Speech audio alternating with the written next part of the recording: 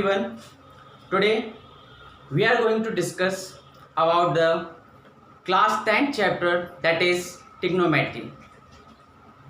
Before starting the trigonometry को start करने से पहले अगर हम कोई भी चैप्टर पढ़ते हैं मैथमेटिक्स में या फिर किसी और कोई अदर सब्जेक्ट में कोई भी चैप्टर पढ़ते हैं तो उसका हमारी डेली लाइफ में क्या एप्लीकेशन है, मतलब वो हमारी डेली रोज़मर्रा की ज़िंदगी में कैसे प्रभावित करती है, मतलब उसका क्या रोल है हमारी डेली लाइफ में। तो हम क्या करेंगे कि पहले तो मैं बताना चाहूँगा कि ट्रिग्नोमेट्री कैसे हमारे डेली लाइफ में इन्वॉल्व होती है और कैसे हमें प्रैक्टिकली हम उस ट्रिग्नोमेट्री को अप्लाई कर सकें, ताकि हमें बहुत सारी चीज़ें क्विक वे में समझ में आनी चाहिए, यानी कि हमें यूनिक समझें कि वाह यार इसने तो यार ये काम लोग बहुत इतने टाइम तक कर पाते हैं, इसने तो बड़ी जल्दी कर दिया। लाइक फॉर एग्जांपल, अगर आपको किसी भी एक बिल्डिंग की हाइट को नापना है तो आप क्या करोगे, जनरली एक इंची टेप लोगे, ये वो और जो भी आप जिस टाइप का भी टेप वगैरह लेते हो मेज़र करने के लिए डिफरेंट डिवाइसेस आते हैं। तो उन डिवाइसेस का यूज़ ना करके, अगर आपके पास डिवाइस नहीं है तो फिर कैसे यूज़ करें। तो मान लीजिए आप एक आर्किटेक्चर है, ठीक है, तो ट्रिग्नोमेट्री वहाँ पर कैसे हेल्प करेगी आपकी, वो हम आपको बताते हैं कि ट्रिग्नोमेट्री में कुछ नहीं करना है, बस आपको एक आध चीज़ पता होनी चाहिए, जैसे कि यहाँ से वहाँ तक की दूरी, बस खत्म, एक थोड़ा सा एंगल वगैरह। तो इससे क्या होता है, तो हमें जो बॉडी है, सॉरी बॉडी नहीं, बिल्डिंग की हाइट को हम मेज़र कर सकते हैं। मान लिया हमको जो एक दो चीज़ें पता हैं, ठीक है, ऑलरेडी पता है हमको, यानी सबको पता है कि ये रोड यहाँ से लेके वहाँ तक 1 किलोमीटर का है, ठीक है, हमको पता है, ठीक है। उसके बाद नेक्स्ट चीज़ हमारी आती है कि आपको एंगल आप बहुत ही आसानी से पता कर सकते हो। उसके बाद नेक्स्ट चीज़ आती है हमारी कि बिल्डिंग की हाइट को कैसे नापा जाए, तो आप कुछ मैथमेटिकल टूल्स यूज़ करेंगे ट्रिग्नोमेट्री के, तो उससे आपको आसानी से हाइट पता चल जाएगी। और एक एग्जांपल देता हूँ कैसे और कहाँ यूज़ होता है। जैसे एक स्विमिंग पूल है, ठीक है, उसमें एक स्लाइड लगी हुई है, तो आप स्लाइड की हाइट नापना चाहते हैं, तो इसके टूल्स, हमारे जो टूल्स हैं उनको यूज़ करके आप इजीली ट्रिग्नोमेट्री के जो स्लाइड है उसकी लेंथ को नाप सकते हैं, ठीक है। So let's get started with our trigonometry chapter and first of all we are going to start with the trigonometric ratios, यानी कि सबसे पहले हम ट्रिग्नोमेट्रिक रेशियोज से स्टार्ट करेंगे, उसके बाद हम ट्रिग्नोमेट्रिक आइडेंटिटीज बताएंगे and so on. So let's here we are. First देखो, आपके सामने वर्ड लिखा हुआ है ट्रिग्नोमेट्री। पहले तो मैं आपको एक छोटी सी बात क्लियर कर दूं कि ट्रिग्नोमेट्री जो वर्ड है वो 2 वर्डों से तोड़ के बनाया हुआ है, ट्रिग्नोन और मेट्रॉन। ट्रिग्नोन का मतलब होता है ट्रायंगल और मेट्रॉन का मतलब होता है मीजर, यानी कि measurement of triangle is known as trigonometry, ठीक है। ट्रिग्नोमेट्री में हम ट्रायंगल के बेस, परपेंडिकुलर, हाइपोटेन्यूज वगैरह का मेजरमेंट करते हैं। चलिए, मैंने कुछ वर्ड्स अभी बोले, बेस, परपेंडिकुलर और हाइपोटेन्यूज। आपने 6th 7th 8th क्लास में आपने पाइथागोरस थ्योरम पढ़ी होगी, जो कि पाइथागोरस ने दी थी, तो वो आप वेरी वेल नोन आप जानते हो क्या होता है। हाइपोटेन्यूज का square is equal to base का स्क्वायर प्लस परपेंडिकुलर का स्क्वायर, ठीक है।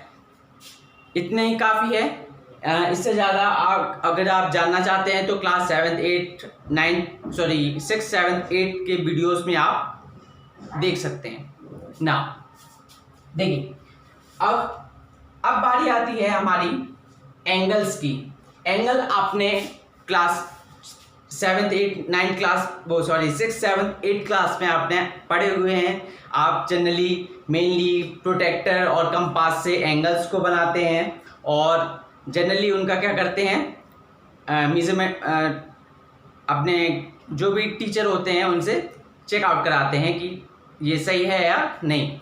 देन तो एंगल्स के बारे में आपको सब कुछ पता होगा। एंगल जनरली इस टाइप का ये एक एंगल है, ठीक है। Now coming back to the trigonometry. Now हम यहाँ पर क्या पढ़ेंगे, कुछ ट्रिग्नोमेट्रिक। सबसे पहले हम स्टार्ट करने वाले हैं ट्रिग्नोमेट्रिक रेशियोज से।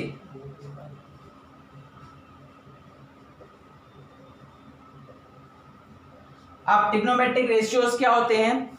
रेशियो आप जानते हैं, ठीक है।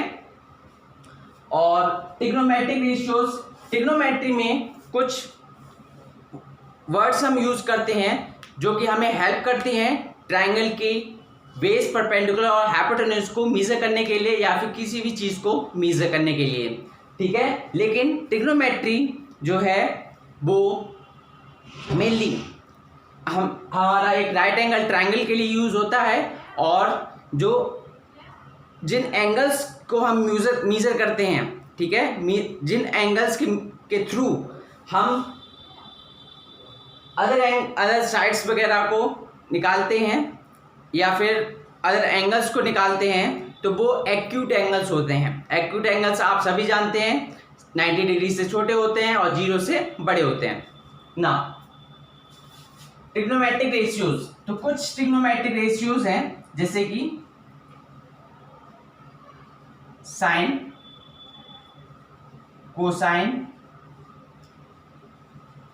Tangent, cotangent, cosec, cosecant and cosine. देखिए साइन को कभी कभी हम मेनली हम जब यूज करते हैं तो जनरली हम साइन लिखते हैं, कोसाइन को हम कॉस लिखते हैं, टेंजेंट को हम टेन लिखते हैं और कोटेंजेंट को हम कॉट लिखते हैं, कोसेकेंट को हम कोसेक लिखते हैं और कोसाइन को हम कोसाइन ही रहने देते हैं। अब देखिए इससे पहले थोड़ा यहाँ पे क्लियर कर दूं। अब जो हम एंगल्स जो हैं, देखो हर एक चीज को हम किसी ना किसी चीज से रिप्रेजेंट करते हैं कि नहीं।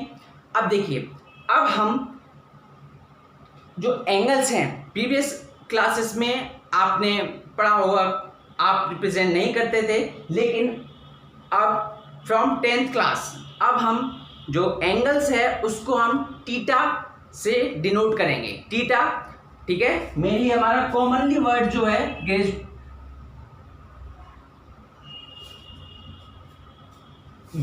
मेनली हमारा यूज होता है या फिर आप किसी से भी डिनोट कर सकते हैं, ठीक है। ये एंगल हमारा क्या है, थीटा। चलिए अब बात आते हैं अब इनके ट्रिग्नोमेट्रिक रेशियोज कैसे निकाले जाएं। तो ट्रिग्नोमेट्रिक रेशियोज निकालने के लिए आपको एक बेस्ट मैजिक ट्रिक बताता हूं, आप जिंदगी भर नहीं भूलोगे। और आपको इन फॉर्मूलों को, जो मैं फॉर्मूलाज बताने वाला हूं, यानी कि जो टूल्स बताने वाला हूं जिनके हेल्प से आप डिफरेंट थिंग्स का जो कैलकुलेशन कर सकते हैं, तो उसके लिए हम स्टार्ट करते हैं हमारी ट्रिक। तो लेट्स गेट स्टार्टेड। देखिए पहले हम यहां पे लिखेंगे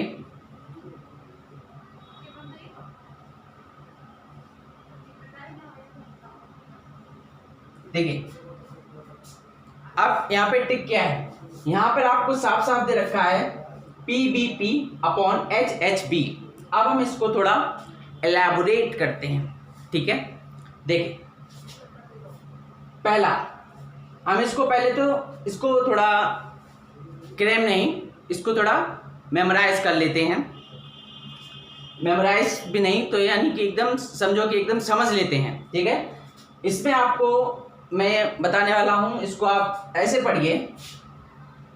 पी से कोई एक बंदे का नाम ले लीजिए जो आप लेना चाहें, ठीक है। आप खुद भी बना सकते हैं फॉर्मूलेज, आप खुद भी बना सकते हैं। अभी आगे जो मैं बताऊंगा आगे के जो लेक्चर्स में, उसमें मैं आपको फॉर्मूलेज बनाना सिखाऊंगा कि आप इजीएस्ट वे में, और इजीएस्ट वे छोड़िए, ईजियर मैनर में आप कैसे फॉर्मूलाज बना सकते हैं। देखिए, तो हम फॉर्मूला बनाते हैं। यहाँ पे पहले तो इसको थोड़ा समराइज करते हैं। देखिए, इसमें आप किसी का नाम ले सकते हैं, जैसे यहाँ पे मैंने ले लिया पप्पू,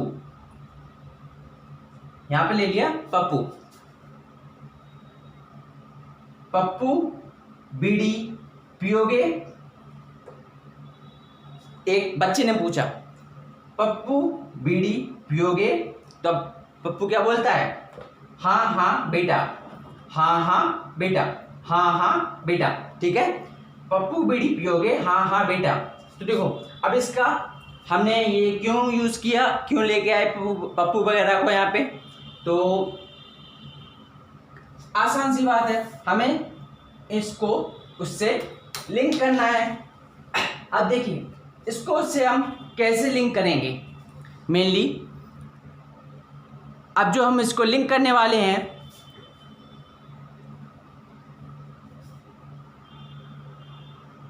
तो इसको कैसे लिंक करेंगे देखते हैं। पहले जैसे यहां पे लिखा हुआ है P/H, तो सबसे पहला वाला लगा दो साइन, यानी कि परपेंडिकुलर अपॉन हाइपोटेन्यूज। परपेंडिकुलर जैसे ये है, ये बेस है और ये हाइपोटेन्यूज है, ये सब आप पहले से ही जानते हैं। ये साइन हो गया। B/H, इसको अगला वाला यानी कि cos,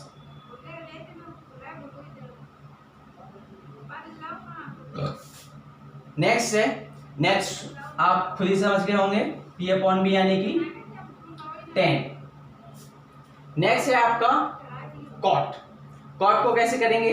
cot को अब हम यहां तक समझ में आ गया। अब रेसिप्रोकल फॉर्म में लिख देंगे, जैसे जा रहा है वैसे, जैसे cot, ठीक है। तो cot को अब हम यहां से ऐसे लिखेंगे, ऐसे ऐसे करके, ठीक है। इसको हमने इस वे में लिखा था